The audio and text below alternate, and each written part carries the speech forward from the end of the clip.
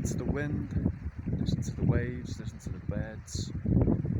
Just rest your brain, connecting with nature through this normal YouTube, because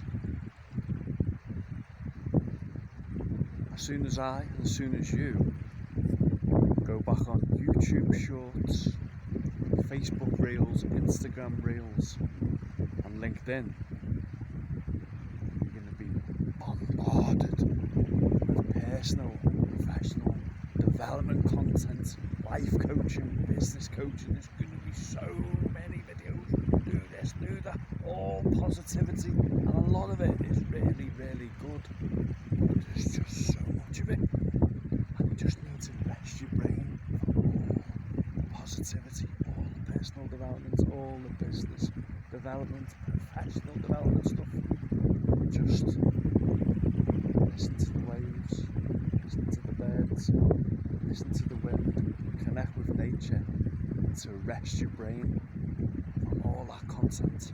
And a lot of it's good, but there's just so much of it.